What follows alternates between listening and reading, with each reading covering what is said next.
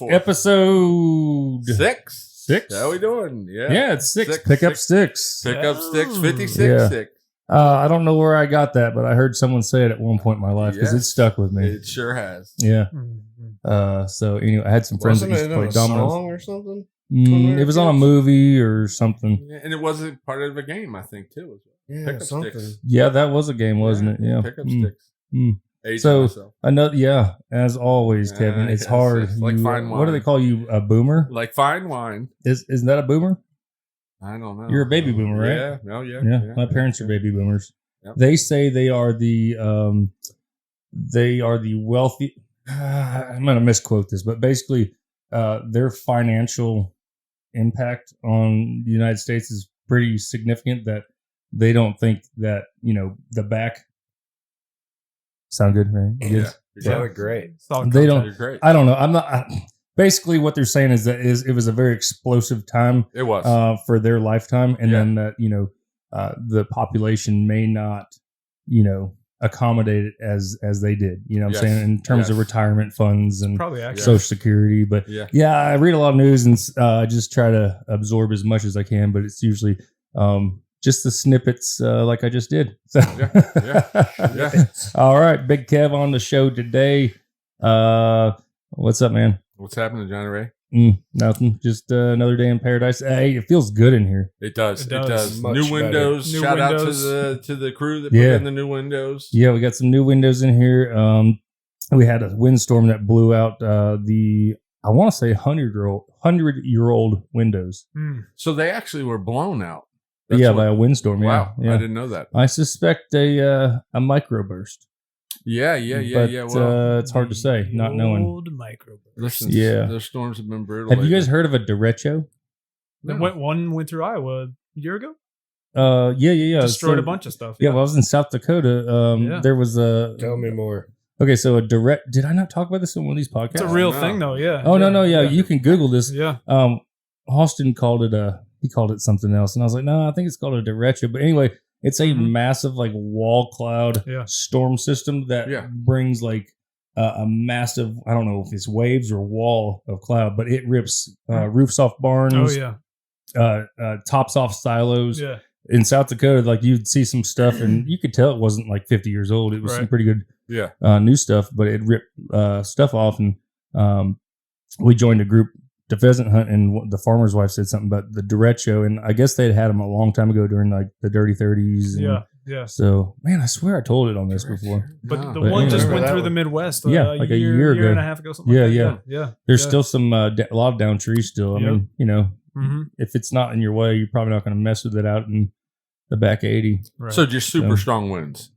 Like a massive wall of wind or something. Got you. Yeah, Wow. and it must be a lengthy time. Yeah. Yeah. Sustained wind. Yeah, but it's not a tornado. So, Nope. Okay. yeah. Apparently, South Dakota. This is what they told me. They don't get tornadoes there, which strikes me as odd because it's the Great Plains and the Yeah, Midwest. you would think. and- Right. Yeah. So, anyway, so John Allen. Sorry, Burgin. What you up to, man? Oh, just living this dream they call life. Yeah. Yeah. I like to say that we're all retired except we have to work. So, True. yeah, It's true. yeah, it's true. It's true. Feed the machine. Mm-hmm. John, you got kids. I do. Your one kid's like a big fan of old Jay right here. Loves you. I love him. Yeah. Yeah. He's all boy. Yeah, no doubt. He's the one that I posted on Facebook a couple weeks ago where he Yeah. didn't look satisfied Yeah. Yes. sitting in my chair, and Yes. I said, "This guy laughs at all my jokes," Yeah. because he actually does. Yeah. And then that night or the next day, he I think I texted you. He said something like, "I want to see Johnny" or something. Yeah, the like video. That. Yeah. and it's like I love him. Yeah. That's what it was. Yeah. That's great. You know Yeah. that makes me feel all warm and fuzzy. Mhm. But, yeah, he's a pretty funny kid. So you got a daughter as well. I do. Yeah, name. Aria. Okay. Aria and Avit. Avit. Yeah, you get some cool names there. The Avit Yeah. brothers. Yeah. Yeah. Oh, you Yeah. like them? Yeah. That's who he's named after. Yep. Okay, Kevin, you know the Avit brothers. I do not. know Okay, the Burgin, you've heard Yeah, of them. I've heard Yeah, of it's like they're kind of like a bluegrass North- rock. Up the road. Oh, really? Where? What do you mean? They're out of Oh, they're out of Salisbury, Concord area. Concord area. Yeah. Mount Pleasant, I think. Yeah, it's Somewhere- Mount Pleasant. There was Cabarrus we- County, I think. Man, Yeah. it's so weird how the world works because Richard and I were talking about the Polar Pig barbecue competition where he burned his jacket. Yeah. That was in Mount Pleasant. And then it showed up on a Facebook memory on my wife's. And we were just talking about it, and then, it's just crazy. Yeah. But crazy. Mountain Pleasant and Maiden just played last night in the second round of the playoffs. Are you kidding? I kid you not. Wow, that's strange. Yeah. What is the universe doing right now? I don't know. It's in the sandbox. Oh, Hey, John, by the way, thank you for your service. Appreciate that, man. Yeah. What do you guys think, huh? Yeah. Thank you, John. I'm very thankful. Yes, thank you for your service. You guys are all worth it. You guys are all worth it. I did it for you. Again, if let me just full disclosure this. This is definitely a PG-16 podcast. If you don't like the S word or the H word, yes, or an occasional slip of the boop, boop. The F-bomb, which I just got done the other day scolding these guys. Now don't drop the F-bomb. And the first thing I did was drop the F-bomb. Trying so hard, and it wasn't like in a hateful way. It was it was an adjective, verb, and adjective. It's all the words, a descriptive word, and I don't know. I don't say this in front of my kids. It is a great word. It's similar to the word the. It covers a lot of things. It's the best of words. Yes, I agree. Hates it, and I let it slip often. I use it all the time. I'm passionate, and so it's a good, if I'm happy, powerful word. If I'm mad, if I'm happy, I'm sad, yes. Oh, it covers all the bases. It sure I mean, even like shock. Yeah. Mm-hmm. Yeah. What the? What the? Yeah. Speaking of bad words, so my little man Avit, right? Avit from the Avit Brothers. Yes. I try not to swear in front of the kids. Mm-hmm. I try. I don't. Not in front of your kids. I don't try. Yeah, I mean, I'm a restaurant man, so sometimes you get in story mode. True. And I do the best I can, though. But I mean, I slip, right? Yeah, so, we all do. But he heard probably 6 months ago. I was watching. We threw on Sandlot. It's one of my favorite movies. Oh, yeah. One of my favorite of all times. Have a shirt. Right. So there's the scene where Hercules is jumping over the fence. Yeah. Remember? And one of them goes, "Holy," Yeah. He picked up on that. He has been saying "holy ship" because he can't say the actual word, right? Ever since, and he drops it in perfect context whenever he says it. Oh, that's great. So the other night, I just got him Dale Jr.'s new kid book for his birthday. Yeah. And my wife's in the shower, my daughter's doing whatever, and I'm reading the book. He wanted me to read in the book, and it was the first time I opened it, and he sees the first picture of the cars, and he just goes, "Holy ship." Just like that. And I try not to laugh because I don't want to encourage it. Yeah. That's funny. That's great. That's funny stuff. So, Lordy Day Podcast, if you've made it this far, I am Johnny Ray, your host. This is John Allen, Aaron Burgin, and Big Kev. So we don't say his last name, Shawhan, because he's part of the Witness Protection Program. Witsec, baby. All this, the liability stuff. What ethnicity is Shawhan? In all seriousness, Shawhan is Irish. Okay. Yeah. I was curious. Yeah. So, have you ever been to Ireland? I have not. That is a trip that I would like to. That's to bucket make. list for me too. Big question, guys. Do you guys use Irish Spring? No. Nah. Traitors. Burgin, you're obviously some Irish as well. Oh yeah. Sure. With that red bone in you. Mm. Speaking of red bone, John Curley will be on our next 2 episodes. All right. A lot of folks called him Ridge Runner. No, that was another guy. Everybody called him. Just kidding. It's actually sorry about that. Everybody called him Redbone, and a real American cowboy. Built his own house in Colorado on his own place. Just got back from hunting camp, Oh yeah. And so going to be some really cool stories. So anyway. That'll be episode 7 and 8, which will conclude our first season. But we're going to be right on back with a lot of the same folks because the content was so good. Well, I think they're funny. Yeah. Oh, yeah. and you know what? This is my podcast. If I think you're funny, we're going to keep on rolling. Come on back. If anything at all, this will archive our stories in history. Right. That's true. There may be something beyond digital. In 2099. Yeah. Mm-hmm. But this will be here just like a book. Just like my Boys to Men tape. Just like my VHS. Yeah. So really, really productive. But anyway, I think it'd be cool. You never know what happens in life. I think if anything, our kids or our grandkids will really get a perspective of who we were as, before we were pawpaw. Yep. Because my grandfather, Grandpa Timmer, dude, super cool guy, farmer, But I didn't know him as a young man. When I knew him, he was gray haired, had just sold the farm. They were retired in town, Farley, Iowa, near Dubuque, which is on the river. On the river. Oh man, is a river town. I'm embarrassed. Okay. My brother's also like, are you fucking kidding me?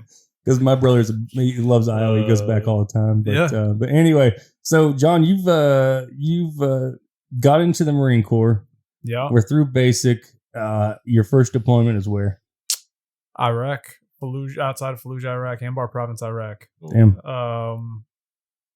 I was actually, it's weird you bring that up. I had to get onto Google Earth the other day and look up a building that I'm working on for work. And I'm like, man, I wonder if I can find the place that we lived when I was in Iraq. So I went down this is just yesterday, actually. I went down a little rabbit hole trying to find it. And then I typed the place into Google and read some stories about the place that we were at and so on and so forth. But there's an old Iraqi pump house right off of the Euphrates River. So there was a canal that led into the Euphrates River. Yep. Right.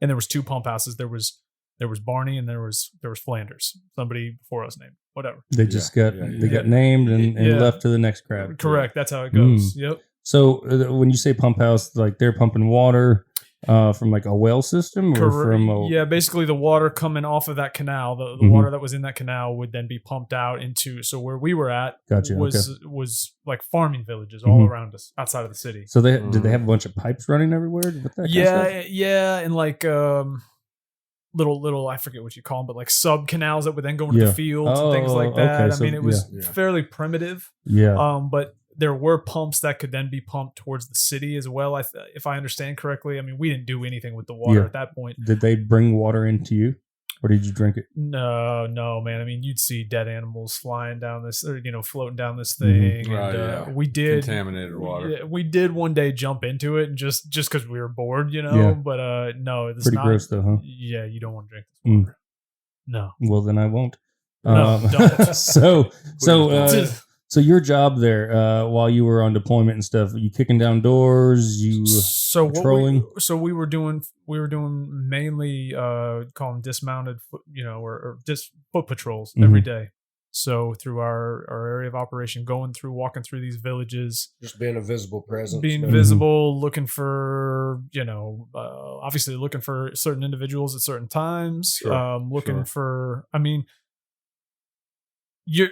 Call them presence patrols is what they were really were called. You never know what you're going to get into or what you might find an IED, you might not. It might be super quiet. It might be you don't know what you're getting into. We had three squads within our platoon out there at this pump house, and I mean it was we had nothing out there. You know what I mean? When we first on your own. Yeah. And they would bring supply trucks out to us, and every so often they would bring like hot food from Camp Fallujah, which was the big base out there. How far out were you from there? I don't know. It seemed like really far, but it probably was only, I don't know, maybe 10 or 20 miles, maybe something like that. Not super far at all. I mean, and we'd get to go back. Where'd you sleep? So we slept. We had the old like kind of these little pump rooms. We put. Built like the people before us had built like some makeshift bunk beds. And I mean, it was super primitive. Yeah. Like 2x4 kind of stuff. Yeah. Super primitive. Yeah. We, the CBs had come out and wired up some electrical. What's a CB? A CB is a combat engineer. Okay. So they're the guys that build stuff. Gotcha. So at some point in time, they had come out and, gotten some electrical going out there. Now, are they building with like, rifles on them, or how's that? They may have. I mean, their equipment's generally ballistic, bulletproof. But usually you'll have some people around you, surround protection. Okay, so while they're building a structure or something, off. Yeah. Okay, I was just curious because all we ever saw was what was on the news, right? And that's picked apart so many different times. It is. Showing us what they want us to see. Now, what year is this? We got to Iraq in August of 2007. Okay, 07. Yeah. Okay. So it's 24ish, 25ish. That's what I was. So 20. I joined at 22. This is 07. So I was 20, 23, maybe 24, something like that. Yeah. Okay. Yep. Yeah. Mm-hmm. So we had three squads out there, and the place was, honestly, it wasn't bigger than the footprint that you have here at this restaurant. Really? I mean, it wasn't a big place, Mm-hmm. and you had a tower on each. Not saying you're you know what I mean. Yeah, Listen, man. I'm not restaurant shaming. We got all we can handle. Yeah. No, you have a very fine establishment. Thank you, Johnny Ray's Smokehouse, Fallston, North Carolina. So we had, and then there was 4 posts. One post on each side of where we lived, and there were security towers. You had a machine gun in there, and so you had everything was done in 24-hour increments. So you had one squad on these posts watching out. You had one squad that would be on downtime, which usually turned into maybe 5 or 6 hours of sleeping, and after you cleaned your weapons and maybe ate some food and gave yourself a baby wipe shower, and then you had the other one would be on patrols, and this went on day after day after day after day for 7 months. Yeah, because you were sending out 3 patrols a day. Because before we got there, kind of rotate or yeah, so you do a morning patrol, a midday patrol, and then a night patrol. Because before we had got there, the people before us, and this is all on. You can look this up. There's a book about it. But it was a real hotbed area. Oh yeah.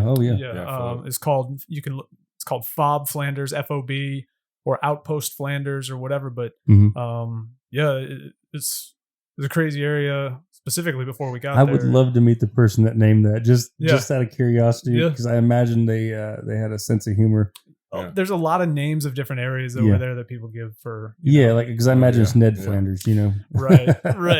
Yeah. But anyway, so was there for 7 months. Or maybe his name was Flanders. What's that? Maybe his name was Flanders. Didn't think about that. Could have been. Yeah. I was assuming. Could have been. And then basically a couple days before we were about to leave, to come home, place burned to the ground. Really? Oh. How's that? So we were my squad was on night patrols at the time, and so we'd gotten back from a night mission, and we went to go to sleep, and we're all in shorts and t-shirts, whatever, and all of a sudden we hear one of the other guys, pounding on, get up, get up, get up, get out. And we hear things popping off, and we're like, oh, great. This is how, we're about to go home. Yeah. And now we're getting attacked, right? You got to mess around with this, yeah. And some of that wiring, that old wiring that, whoever wired up to get us some slight creature comforts out there. Yeah. How long do you think that had been there? Yeah, there's no telling. Years upon years. Yeah. I mean, something had sparked. I'm saying that the military occupied. How long had we occupied it? Yeah. So we went into Fallujah, I believe, in 2004, and I think that outpost started in late 2005 or early 2006. So I think by the year and a half ish by the time we got there. Yeah. Okay. And so when we first got out there, we had this motivated lieutenant who I don't think very highly of, that wanted us to cover the whole place in Burgin's color camunetting. So like his shorts, OD green, that color. Really? Yeah. Oh, I didn't see him in a desert. Camouflage. Yeah, you couldn't even see him. No, that's what I'm saying. All I saw was wearing shorts. I just saw his knees. Yeah. But yeah, I wanted us to cover the whole place in OD colored camunetting in the middle of the desert, which we're like, why doesn't work. Yeah. It doesn't make any sense, but he wanted to, whatever. So we do that, and anyways, in the end, that's what caught. As soon as that stuff caught, the whole place was on fire. Really? Melted. And we were trying to fight this and fire, ran. And to make matters worse, what we had first heard when we were waking up is our little armory that we had there. That's what I was going to say next. Yeah. Your ammo's. Oh, now so you got to it was- worry about all your ammo. So it's all cooking off. Yeah. Oh my god. That's what you were hearing popping? Yeah. So your own ammo's shit. shooting at you. That's what we thought. So we Wow. pretty much everybody out there, we lost all of our stuff. So the Yeah. guys that were on patrol had, they had their boots and their camis on. Yeah. And the guys that, were on their period of downtime or whatever, or no, the guys that were on post, they had stuff. But even then, we all have bags, big green bags of stuff. Yeah. And so like my particular squad, we Total loss. they had to bring for a lot of us, they had to bring a convoy out with camis, like just to put on. Boots. I mean, Boots, lost our laptop. We had laptop with pictures and all sorts of stuff. Yeah. So let me ask you this. So to grasp how big this base is that was supplying all this stuff, they must have had like an entire building or department of just like clothing supply. Yeah. This is a city. Yeah, that's what I was gonna say. It's massive, right? Massive. Nice gym, nice chow halls, like internet. How many chow halls would you say?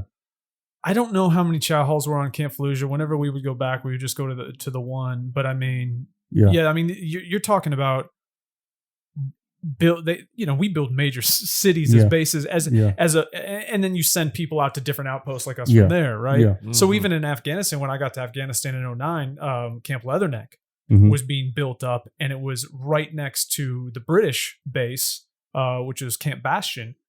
The British base had a Pizza Hut trailer on it. You know what I mean? Really? Wow. Yeah. I mean, well, who was working it? Like a local nationals, a lot of people from India and Turkish and things like that on these bases. Yeah. I mean, that's who's working your chow halls and stuff too. Is the local folks and yeah. So generally not Afghans or Iraqis. Generally you're bringing other people in from that region. So a lot of Turkish people, a lot of people from India, things like that. Yeah. So they had like multiple dining hall options there. Yeah, I mean, and when you're overseas like that, you get pretty good options for food because with the thought process, I think one of them being like, hey, this could be a last meal. You know what I mean? They don't want you to eat crap. Right. So, but when we're out where we're at, it's whatever they send you, whatever you took. or whatever we'd eat with the locals sometimes. You know what I mean? Describe that area you were at. You said you ate with the locals.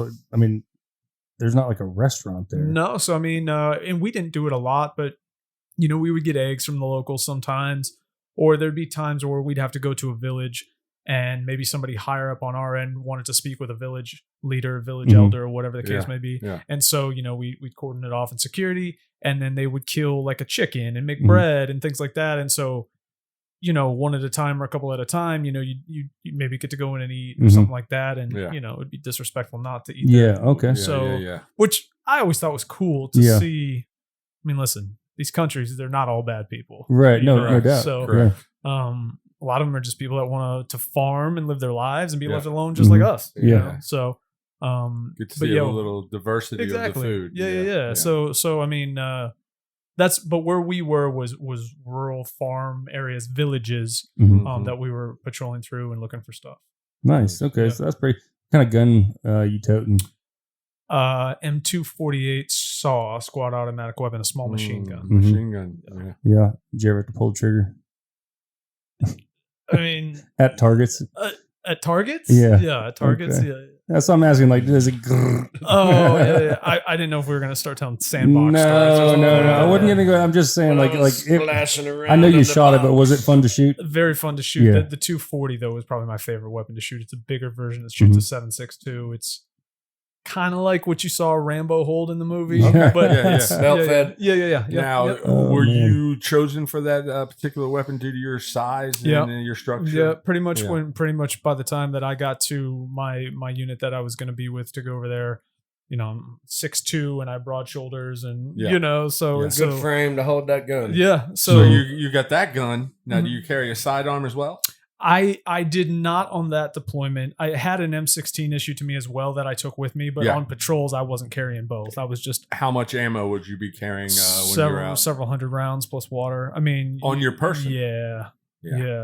That's probably a good. So that shape and all that gym time earlier really came into play. Yeah. Sure. And we built a makeshift gym at our pump house and.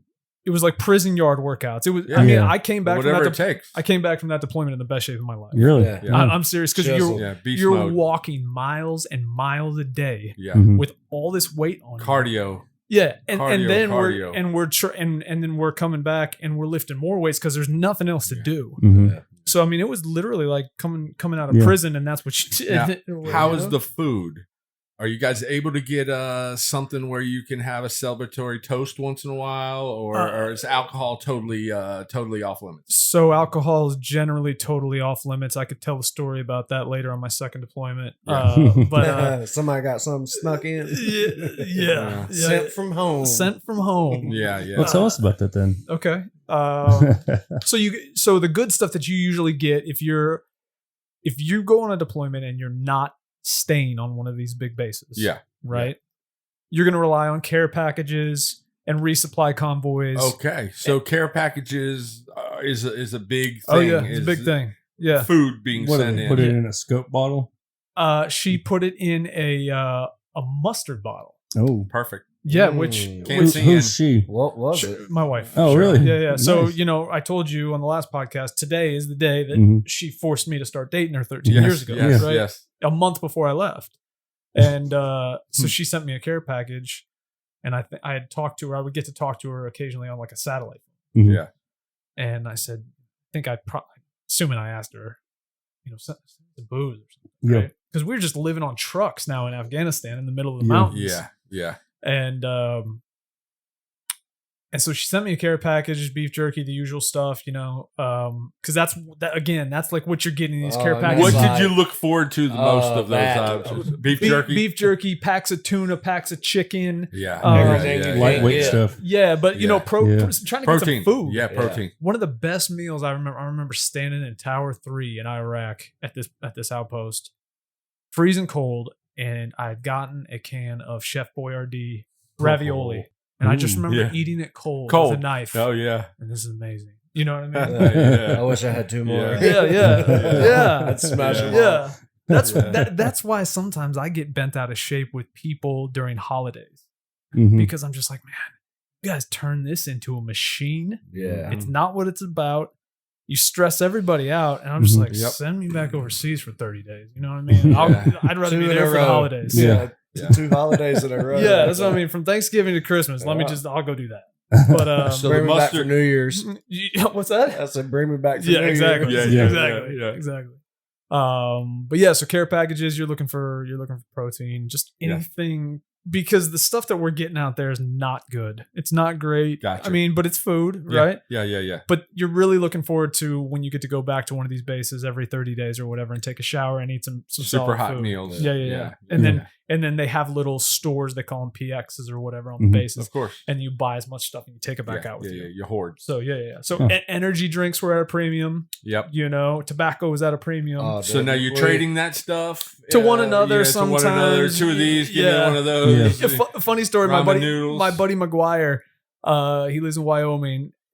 The pump house, I know we keep going back and forth, but is on fire. It's burning. Yeah. And he's recording what's going on, which I'm kind of glad he did. But he's recording himself saving these energy drinks, right? Like everything's blowing up. But yeah, so that's how premium some of this. Not my precious. Yeah. So what did it cost? Do you have like a tab there or something? How'd that work? You mean like when you went back to these stores? Like the PX. So you were able to go to what's called, I think it was dispersing, and you could they had cash there, and you could get some of your money, and then you could take that cash. And it's just like if you go to a military base now, they have a department store kind of. Yeah, this is a smaller version of that, and you're paying regular price for pretty much ever. Yeah, my mom used to send my cousin and people in the church stuff like that care package once a month. It was like it just bring them new life. It does. Let them know somebody's thinking it's about the truth. them. Yeah. So from the time, like for example, time it's sent, how long does it take to get to you? I think that's sometimes you don't know when it was sent if they're coming from other, but generally a couple weeks. Okay, couple weeks. Yeah, he was getting like 2.5, 3 weeks. Something like that. Yeah. He was in Iraq. So there's like a mail system and everything. Yeah, there is. Wow. I mean, and again, some of this stuff depends upon the areas you're at, when the resupply convoys are coming to you, because they're going to be the ones that you get your care packages from. So I mean, but yeah, it was. So the mustard arrived. So she sends. Yeah, so we were back. This is Afghanistan. Now we were back. We'd go out from for 5 days to 2 weeks. Okay. In Afghanistan, we lived on our trucks, and everything was like you're fighting in mountains at this point, right? Yeah, a whole different world over there. Yeah. And so she sent me a care package, and it had, some beef jerky, and I don't even remember what else it was in there. And I'm like, why did she send me mustard? Yeah. And I literally put it in the box, and I was taking it out to the trash, and I'm walking it, and I literally, I don't know, I was on the way, I was almost there, and I'm like, why did she send me mustard? Is that a joke? Am I missing something? Yeah. And I'm getting ready to throw it away, and I shake it. That's that not ain't mustard. Oh, nice. So we passed it around. She cleaned it out real good. Yeah, cleaned it out real good. No, it was rum. Oh, yeah, nice. Did it taste like mustard? It tastes like heaven. It tastes like heaven. Instead of going on burgers, it went in shotgun. Yes. Oh, no, nice. We were just taking rips out of the mustard. Right. The squeeze. Yeah. We were just getting in trouble for that. Oh, no one knew. We didn't. Yeah. I mean, just eating my mustard. Statute of limitations is up on that too. That's right. Definitely. That was a nice, nice surprise. Moment. Yeah. Well, cool. Yeah. So, switching gears here a little bit. I gave you guys a heads up on this. You probably haven't been thinking about it. Well, not you, because you've been talking, and they might, maybe, probably not. Okay, so Kevin, what's something that people don't know about you? Well, Johnny Ray, I would say growing up, I was a Lionel train geek. A what? Lionel trains. You know what Lionel trains are? Yeah. Okay. I had a setup in my basement, probably the size of our studio. Really? Had tunnels, all kinds of houses. My dad built, berms and walls and trees tunnels and stuff like that. Yeah. And my grandfather was an avid collector of Lionel. And when my uncle finally passed away, the collection was passed down to me. And I got it to my place in New Jersey from upstate New York. And it was 20 crates that were about the size of a coffin. And a lot of the crates had been custom built with shelves where particular models could be bolted into the frame of it. And I actually ended up letting some of that collection go, and I bought an ATV out with it. Oh, nice. Wow. So, and then there's, I still have a bunch still, and have a bunch at my mom's house still. I have some of those trains. It was weird. It was back in the time in the 70s, I guess, when they released these trains, they would have misprints where they would actually put the wrong name of the wrong seaboard. Like on trading cards. Correct. Yeah. And those seem to be the ones that, more desirable. My grandfather had a nick for finding. Yeah. I have one now. It's a bicentennial, 1976. And it's probably worth $5 right now. Now for the folks that don't speak big $5,000. It's $5,000, 5 racks. But yeah, I was a big train geek. I would go downstairs and turn on. We had one that ran an electric and one that ran a locomotive that blew out steam. Those are the best. Multiple controllers, and put finally the oil down in it. So, you put some oil down in the top. So it creates some flow, huh? Yeah. We had the train because of that. We had the train around the tree at Christmas time. But I'm talking about it created flow. Oh, it definitely created some flow. Big Kev is famous for saying, you need some flow. I got some flow. It really, I got to be honest with you. I was amazed when I had the collector come over. I think it was 39 pages. Joe Dottoli actually helped me log it all in. 39 pages of individual pieces. Wow. And the first time the guy came out for the collection, he actually gave me $7,000 for 5 cars that he wanted for his personal collection. And at that point, I really didn't understand what I had, and I still probably didn't understand what I had, or I probably would have held some of it a little bit longer. But I was also smart enough to go in and look and see what had some value to it, and I kind of touched some side. But I was a train geek, so that's Lionel cool. Trains. Hey, real quick on your ATV. For those that don't know Big Kev, he's extra in terms of he goes above and beyond. He doesn't just buy a car, he personalizes it. Yeah, I like so the first time I rode in his ATV, I think we had rap music blaring. Oh, of course. full volume. Yeah, it's crazy and a little nerve wracking. Well, the best was when I turned Johnny Ray loose with my brand new machine. I got upgraded, and I turned him loose on a brand new machine, and he turned around real slowly, and the next thing I know, bat out of hell, he goes flying down the road, dirt spitting everywhere, comes back around with a big old smile on his face, giggling, dusted. And I'm like, yeah, you dusted us. Yeah. We a lot of folks had the opportunity to drive that. Our buddy Brackett, he loved that. Oh yeah. We'll have to get it out to your place and leave it out there for a couple of days and let the kids play. That's a good idea. Let the kids play and see if the fence is still there after the weekend. No. Well, she's going to be street legal soon, so hopefully you can come right over to my house. Yeah. I'll ride out to your house. All right. So, Burgin, then question, what's something people don't know about you? Yeah, I know. I mean, listen. When you say people, like people who the average listener, or people that I know, no, the church? Yeah, the church. The deacon? No, this isn't confession. We're not going to absolve you of your sins. So, something that folks wouldn't necessarily know you, like if you were introducing yourself. This is your no, I don't want to say it's your pitch, because that's not what I'm meaning. I mean, it's like something that people would find interesting about you, or shocking or surprising, like the train geek. It is what it is. Like nothing really comes to mind. Like, I'm pretty public with my life because of the businesses and stuff. Yeah, but did you like sports? So, were you a football star? Yeah. All right, come on, man. I'm gonna have to lob it at you. I'm gonna lob it at you. So, yeah, I did pretty well in high school football. Yeah. My junior year and senior year, we went to the 3rd round and 4th round. Yeah. But yeah, I want to say like 2,100 and something yards rushing. Yeah.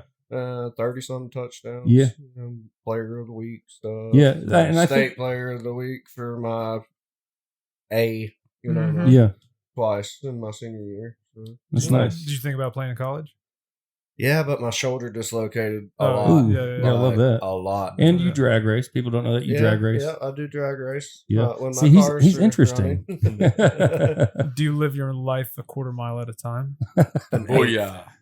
Or a garage bay at a time.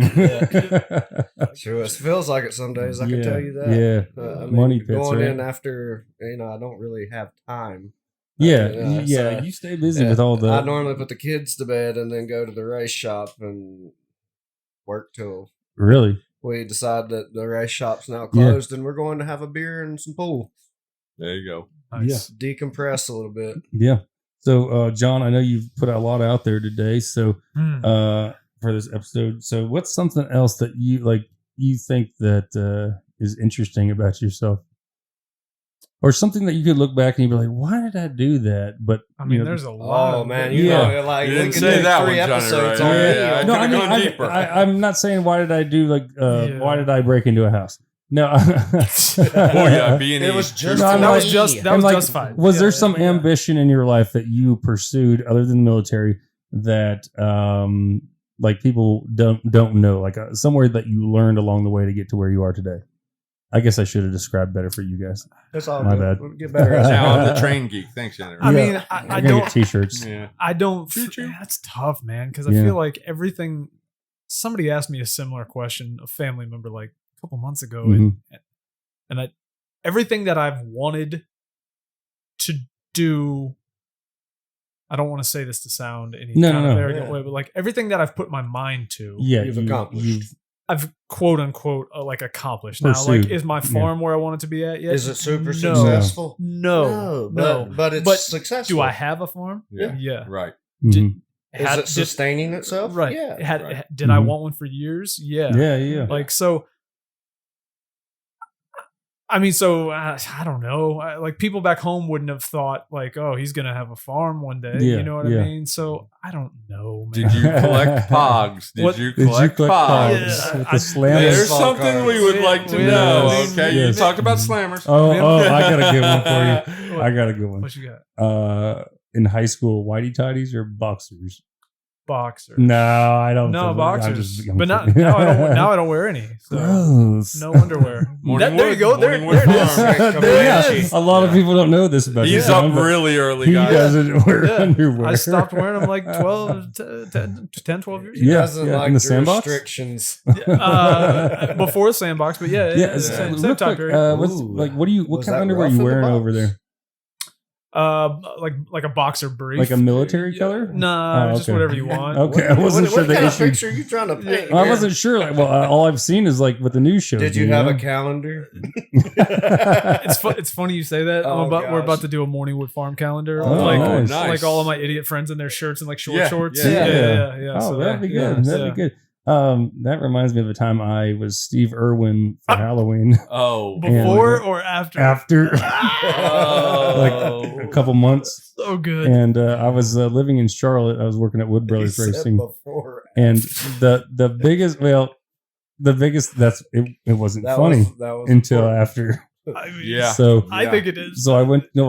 Some people didn't think it was funny. Oh yeah. So I go to Walmart. I get this like Dickies shirt. I get these khaki pants, and I cut them as short as I possibly can. I'm talking nut huggers. Yeah.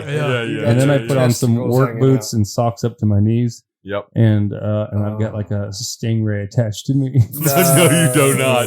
Yeah. You do not. Yeah. Are there pictures of this? You have a stingray attached. We need that attached. They were probably on that computer I smashed back in 07. But anyway, so my wife and I, we weren't together, but we had dated. And we, there's still some things, we were still interested in each other. There was a flame. Well, yeah, there was still, the heartbeat of America. Yeah. I keep swatting this thing. I'm sorry. Absence was making hardcore fonder. Yeah. So she was like, I'm going to call your mom. That's inappropriate. And so I go to this Rusty Rudder. You guys remember Rusty Rudder? Yeah. And it turns out there was another guy who had the same idea. Yeah. That's so anyway, the best part was the short shorts because they were like, and, uncomfortably short. Yes, as you go up, I become wider. Yeah. Oh yeah. Oh boy. So, but anyway, so you're gonna go with that, huh? I guess I don't wear underwear, so I mean, if it's something anybody cares to know, now they know. Well, if we got an underwear sponsor, would you reconsider? I like the freedom, man. I mean, now when I work out or something like that. What if we got boxers called Freedom? What? Or the Freedom Ring. I don't, it's not for me anymore. Tactical boxers, maybe? Well, so we have, they call them silkies or Ranger panties or whatever, the short shorts. Oh, yeah. I mean, you probably. Oh, we know Ranger those. Yeah, Ranger pants. I mean, there's plenty of pictures on Facebook of me in this stuff, but I like wearing those. Why did they make you wear those? It started as like, it was they call it the PT uniform, like exercise uniform that you wore them every day. But then they just kind of turned into a thing where the more belligerent so guys, you get in, you're issued these things and they're as sizable as they can be. Right. Yeah. But then when you get in and you're really like doing it every day, you're past boot camp, then you start buying them smaller just to be belligarent. Really? Really? Yeah. So it's intentional. Yeah. 100%. So there's websites now that sell like, guys guys that have gotten out of the military and started these companies like American is AAF. American is So they make patriotic ones, and there's I have a pair that says John Thick, and it's a picture of John Wick on it. Oh, you know what I mean? It's great. I mean, it's got like a whole culture and stuff like great. that now. That's great. Yep. New sponsor coming soon. New sponsor, yeah. I literally, I think Aaron said that I needed to like dress up and wear something special today when we were talking. Oh, yeah. And I almost came to this podcast in a pair of them.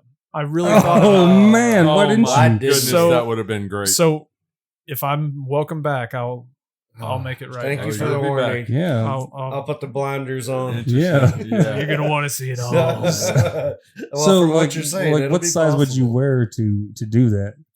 I mean, I got like I have 10 pairs at the house. No, I'm saying like when you're there, like you're trying to get in the time. We're like a guy my size is gonna wear a medium or a small. Mine at the house are mediums. Just for the record. Yeah. Oh, that's so funny. So there's actually a veterans group, an organization now that's national. It's called Irreverent Warriors. Mm-hmm. And what they do is they go to major cities and they do these hikes through the cities to raise. and they're Silkies hikes. So that all the guys and gals that are going on these super tight stuff, Johnny. Right? They're wearing these shorts. Yeah, so it's a whole thing. Shout out to their service, by the way. Yeah. Thank you for your service. Thank you for your service. Appreciate that, guys. Thank you. You guys are worth it. Still, thank you.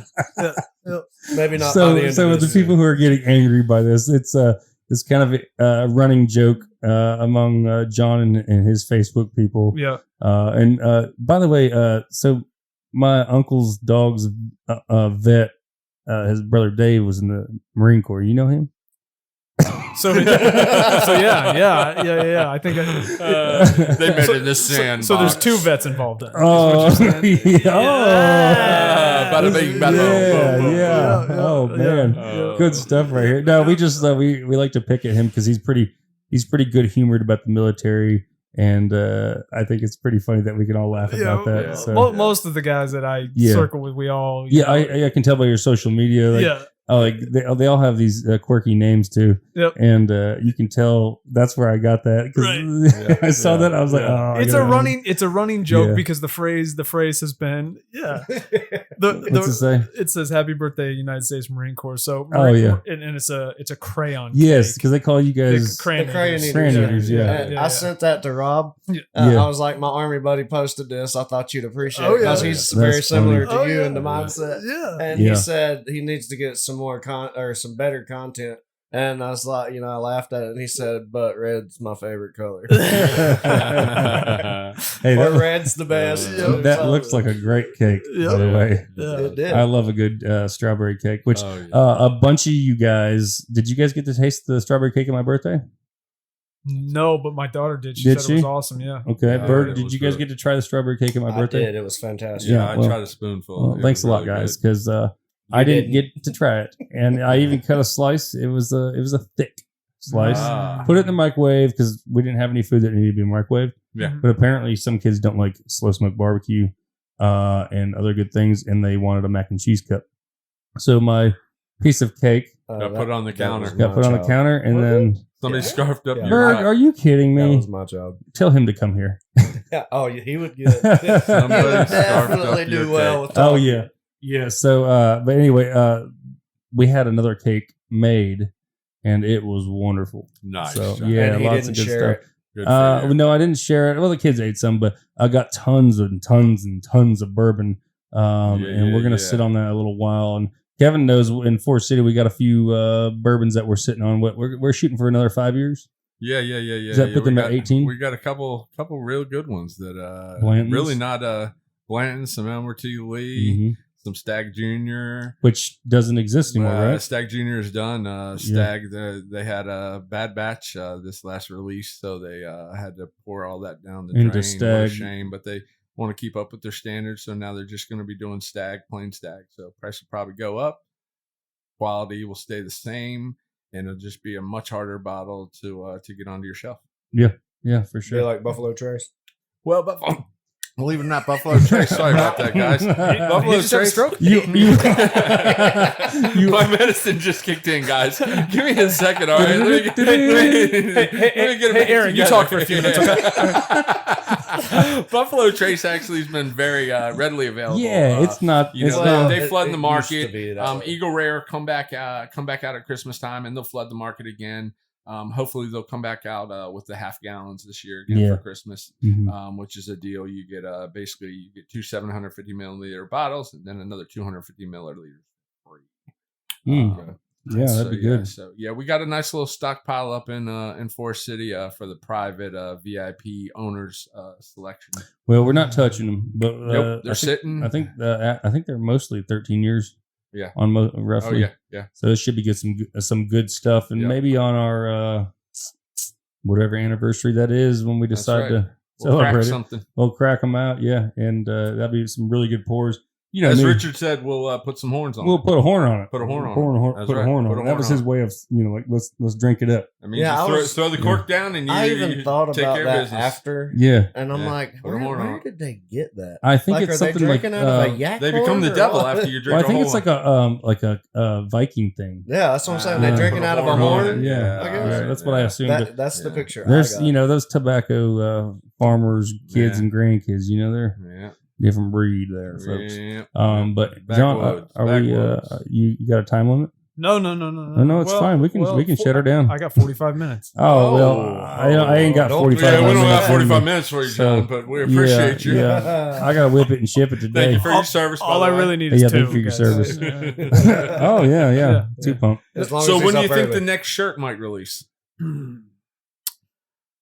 I've been thinking about it. I thought about doing like a holiday one, but it was going to be just too quick. Yeah. And I told you I'm thinking about the Nothing Beats Our Meat. Oh, right? I love it. Yeah, hey, get with Sensei. Yeah. Sensei Jimmy. We've talked about him, Dale Advertising in Shelby. Yep.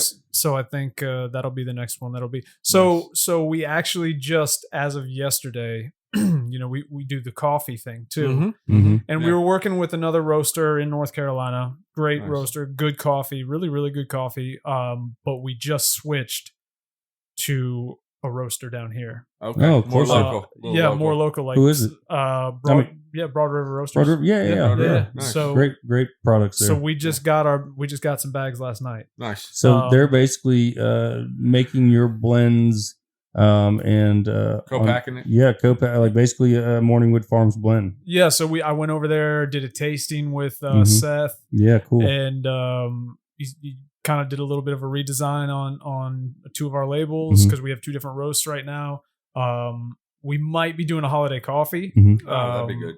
So we might be doing that, but that'll be the next shirt though. Is probably the Nothing Beats Our Meat. So, all right, Roger's that. Looking forward to it. Yeah. Hey, Berg, how do we donate to Wood for Warriors or purchase from the Farmer's Freezer?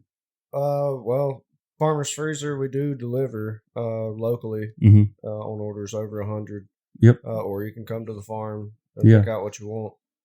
Wood for Warriors, we have a donation button on our Facebook page, PayPal, Wood, the number 4 Warriors. Cool. And, by check, if you want to volunteer, we welcome, any help we can get. Do you want to use my Facebook profile picture as your like new image for Wood for Warriors? I don't know, what is it? So I did it's not you in those underwear, is it? It's similar. I did a whole calendar shoot like last year just because I'm an idiot. Here you go. Oh yeah, that's good. I remember that. That's great. It'll load up here. Of course, what you're saying? The internet doesn't work up here? It's not. Well, the door's not open, John. No, yeah, you gotta let the Wi-Fi in. Let the Wi-Fi in. Perfect. Isn't that perfect? Yeah, you should definitely. So explain what you're seeing here, Bird. Do I have to?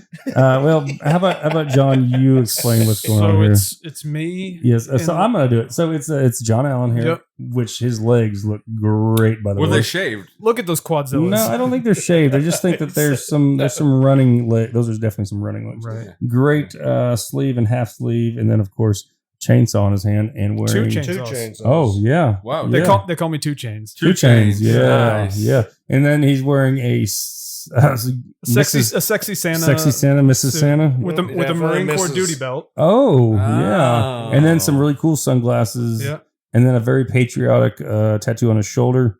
And wow. I'll have to we'll have to send this to Alyssa to get it on the video.